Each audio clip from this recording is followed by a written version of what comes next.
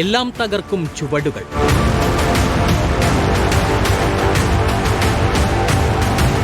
തിരുവനന്തപുരത്ത് ക്ഷേത്രോത്സവത്തോടനുബന്ധിച്ച് നടത്തിയ ഗാനമേളയ്ക്കിടെ മദ്യപ സംഘത്തിന്റെ ആക്രമണം.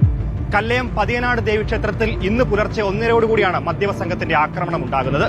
ഒരു സംഘം യുവാക്കൾ ഡാൻസ് കളിക്കണമെന്ന് ആവശ്യപ്പെട്ട് വേദിക്ക് മുൻപിലേക്ക് വരികയും ഇത് കമ്മിറ്റിക്കാർ തടയുകയും ചെയ്തിരുന്നു. തുടർന്നാണ് അക്രമത്തിലേക്ക് കാര്യങ്ങൾ കലാശിക്കുന്നത്.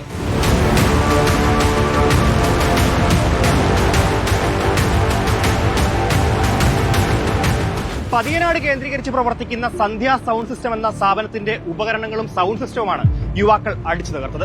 മദ്യപിച്ചെത്തിയ യുവാക്കളെ ആദ്യമേ തന്നെ കമ്മിറ്റിക്കാർ വിലക്കിയിരുന്നു.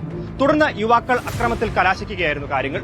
ഏകദേശം 75 ലക്ഷത്തോളം രൂപയുടെ നാശനഷ്ടം ഉണ്ടായതായി ഉടമ പറയുന്നു. ഒത്തിരി സാധനങ്ങൾ പോയി, ഒത്തിരി അടിച്ചു പൊട്ടിച്ചു. നമുക്ക് അതിന് ഉപയോഗിക്കാൻ പറ്റത്തില്ല. അത് പൊട്ടി എന്റെ വണ്ടിയുടെ ഗ്ലാസ് അടിച്ചു പൊട്ടിച്ചു. അത് അവിടുത്തെ പ്രാദേശികവാസികളായ 2 പേരാണ് ഇതിന്റെ മെയിൻ കാരണം. എല്ലായിടത്തും മുമ്പ് മദ്യപാനികളെ നമ്മൾ കാണുന്നതാണ്.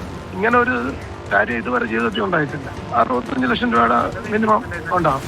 സംഭവത്തിൽ സ്ഥലത്തുണ്ടായിരുന്ന പോലീസുകാർ ഇടപെട്ടില്ലെന്ന ആക്ഷേപമുണ്ട്. ക്ഷേത്ര ഭാരവാഹികളുടെ പരാതിയിൽ 5 പേർക്കെതിരെയാണ് പോലീസ് കേസ് രജിസ്റ്റർ ചെയ്തിരിക്കുന്നത്. ഇന്ന് ഒരാൾ പിടിയിലാകുകയും ചെയ്തു. വീഡിയോ ജേർണലിസ്റ്റ് വിഷ്ണു പ്രസാദിനൊപ്പം reporter Gokuldas, in reporter, Thiruvananthapuram.